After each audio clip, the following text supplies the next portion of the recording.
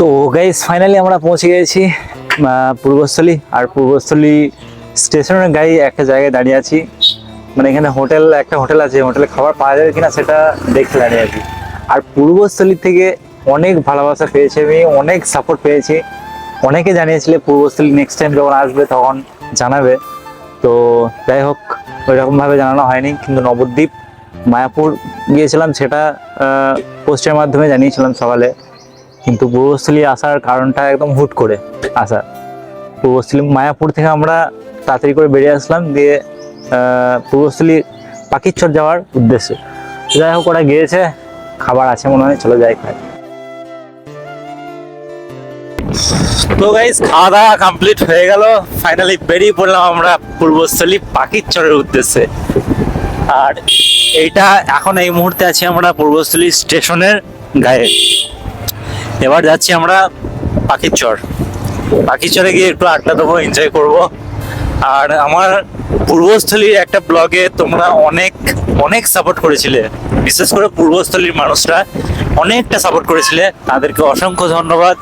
এই ব্লগে তোমাদের ওই সাপোর্টটাই প্রয়োজন, তার থেকে বেশি সাপোর্ট। তো যাই হোক, যাই আমরা। আর ওখানে কতক্ষণে যাচ্ছি, পৌঁছাচ্ছি, সেটা তোমাদের আপডেট দিয়ে দেবো। আর ওখানে গিয়ে কি কি করছি না করছি সবকিছু আপডেট তোমরা পেয়ে যাবে। চলো, তো ফাইনালি পৌঁছে গেছি আমরা পাখিরচর এরিয়াতে। আর এই হচ্ছে পাখিরচরের মানে এই জায়গাগুলো দেখলে মনের ভিতরটা একদম কি বলবো, আলাদা রকম একটা ফিল হয়।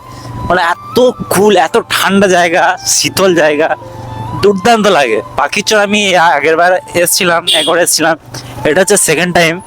সেরা লাগে ভাই আমার, খুব ঠান্ডা জায়গাগুলো, অত গরম নেই, গ্যাঞ্জাম নেই, ঝুট ঝামেলা কিচ্ছু নেই, পরিষ্কার পরিচ্ছন্ন জায়গা, বিখ্যাত লাগে আমার পাখিরচর।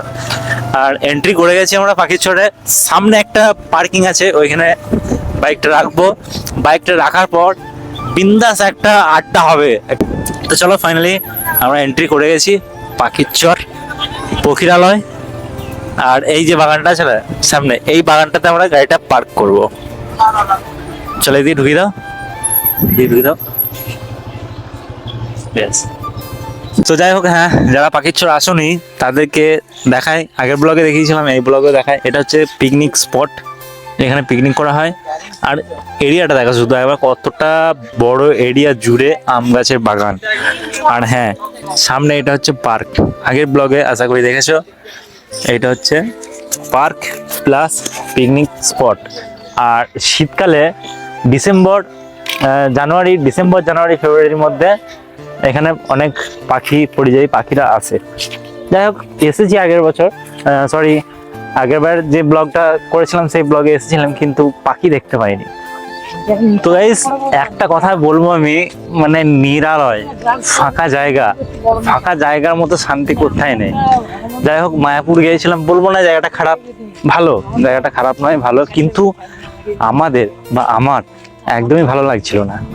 আর এই জায়গাটা একদম নিস্তব্ধ জায়গা। আজকে ঈদের পর দিন, মানুষজন হয়তো আজকে নেই, ঈদের দিন হয়তো ছিল, গতকাল ছিল, কিন্তু আজকে নেই। যাই হোক, যাচ্ছি আমরা হেঁটে হেঁটে ওয়াচ টাওয়ারের দিকে। ওই ওয়াচ টাওয়ারে যাবো, গিয়ে একটু দেখবো। আর এইখান থেকে মায়াপুরের ইসকন মঠটা তোমাদেরকে দেখাবো। তারপরে ওয়াচ টাওয়ার থেকে ফিরে এসে আমরা নৌকোতে চাপার প্ল্যানিং করছি। চলো, মায়াপুরে ইসকন মঠে গিয়েছিলাম, আর পূর্বস্থলী থেকে ইসকন মঠটা দেখা যাচ্ছে, একদম ক্লিয়ার ভাবে দেখা যাচ্ছে। এইখান থেকে এই পূর্বস্থলী পাখিরচর ওয়াচ টাওয়ার থেকে 10 কিলোমিটারও হবে না। যাই হোক, আর আমরা অনেকটা ঘুরে আসলাম। তো গাইস, ফাইনালি আমরা চেপে পড়লাম নৌকোতে। আর এইটা দেখো, ওহো, মানে এনজয়টাই আলাদা। এনজয় বলতে গেলে এখনই করছি আমরা মায়াপুরে গিয়ে। বেকার ফালতু সারাদিন যে হোক কাটলো আমাদের, তার থেকে এখন এসে এনজয়টা হচ্ছে। যাই হোক, যেমনটাই হোক, অসাধারণ লাগছে, অসাধারণ। তোমাদের কেমন লাগছে ভাই? দারুণ লাগছে। চলো সুন্দর জায়গা বলে বোঝাতে পারবো না। যাই হোক, রাহুল ভাই থেকে কথা শুনলে। আর ইকরাম ভাই তো এদিকে বাবু এখন সারাটা দিন বেরিয়ে এখনো ফোনটা বের করলো ক্যামেরা করার জন্য।